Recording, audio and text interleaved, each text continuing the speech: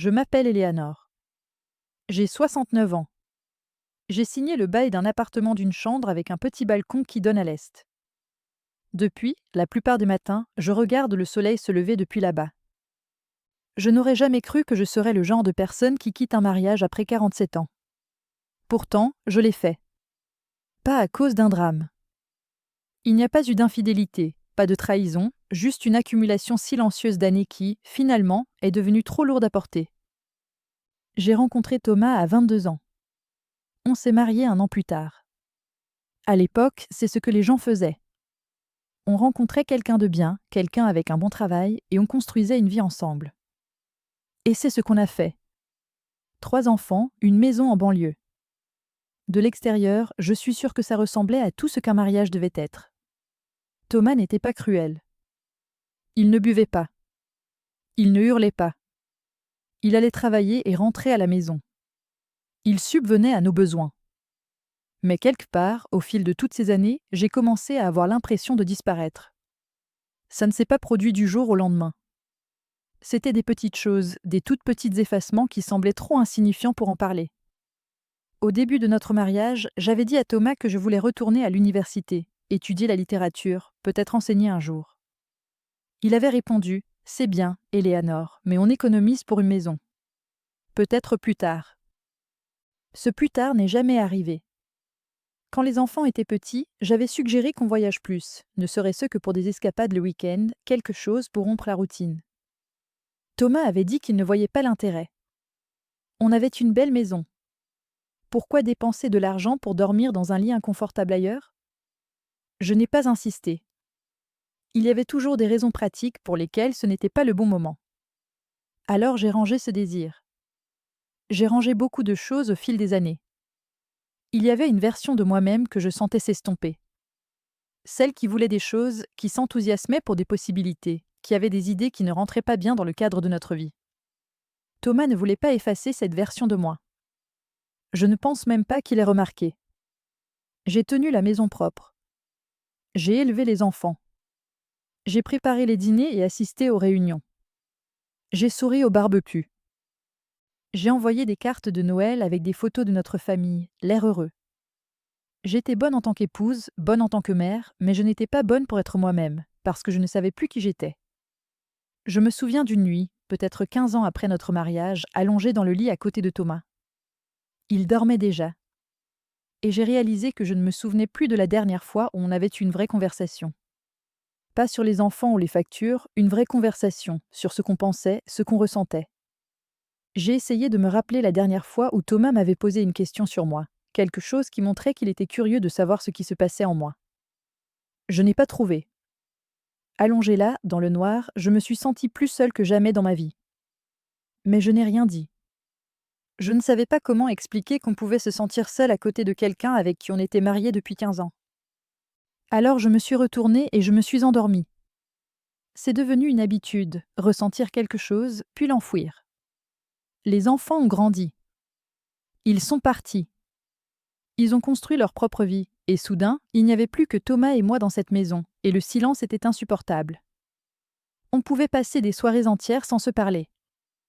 Lui regardait la télévision. Moi, je lisais ou je trouvais une tâche pour occuper mes mains.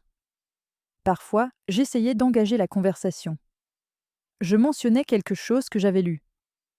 Il me répondait poliment à moitié, puis se retournait vers la télé. Au bout d'un moment, j'ai arrêté d'essayer. Je me disais que c'était à ça que ressemblaient les longs mariages. Confortable, stable. Mais je ne me sentais pas normale. Je me sentais comme si je vivais avec un étranger poli et distant à qui j'avais somme promis toute ma vie. Il y a 2 ans, Thomas m'a emmené dîner pour mon anniversaire dans un bon restaurant. Il m'a offert une carte et des bijoux que je ne mettrai probablement jamais. On était assis l'un en face de l'autre à cette table, et je les regardais. Vraiment regardé. Et j'ai réalisé que je ne le connaissais pas. Pas vraiment.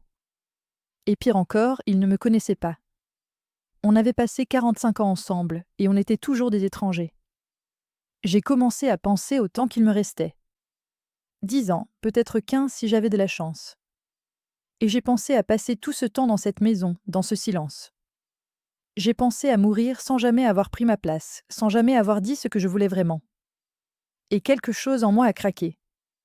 J'ai essayé d'en parler à Thomas. Un soir, après le dîner, je me suis assise à côté de lui et j'ai éteint la télé. J'ai dit: je ne pense pas qu'on se connaisse vraiment, toi et moi, Annie-Mort. Il a fronce les sourcils. De quoi tu parles? On est mariés depuis 46 ans. J'ai répondu: je sais, mais je me sens seule. Même quand je suis avec toi, je me sens seule. Il est resté silencieux. Puis il a dit: je ne sais pas quoi faire de ça, Éléanore. Et c'est tout. Pas de dis-moi en plus, pas de comment on peut arranger ça, juste un rejet. J'ai vécu avec ça pendant des mois. Je n'en ai parlé à personne. J'ai juste porté ce poids en moi, cette certitude grandissante que je ne pouvais plus continuer comme ça. Je me sentais coupable, égoïste, comme si je trahis une promesse. Mais je me sentais aussi lucide. J'ai trouvé l'appartement en janvier. Quand j'ai dit à Thomas que je partais, il m'a regardé comme si j'avais perdu la tête. Tu as 69 ans. Qu'est-ce que tu fais? J'ai répondu: je pars. Il a demandé pourquoi. Il a demandé ce qu'il avait fait de mal. Et je ne savais pas comment l'expliquer. Parce que ce n'était pas une seule chose. C'était 1000 petits moments sur des décennies. Toutes les fois où je m'étais diminuée. Toutes les années où j'avais été d'accord au lieu d'être honnête. Je suis partie un mardi matin. Je n'ai pas pris grand-chose. Quelques vêtements, quelques livres. Les enfants ont été gentils, surtout inquiets. Je sais qu'ils pensent que je traverse une crise, mais je ne retournerai pas en arrière. Cet appartement est silencieux, lui aussi, mais c'est un silence différent. Il n'est pas lourd de toutes les choses que je ne dis pas. C'est juste de l'espace. Je ne sais pas ce qui va se passer ensuite. Je n'ai pas de grand plan. J'essaie juste d'arrêter de disparaître. Je m'assois sur ce balcon le matin, je regarde la lumière changer, et parfois je pleure. Pas parce que je suis triste, exactement. Mais parce que je ressens quelque chose. Et ressentir quelque chose, même si c'est difficile, c'est mieux que de ne rien ressentir du tout. Si vous écoutez ceci, peut-être que vous comprenez, peut-être que non, mais merci de m'avoir laissé le dire à voix haute.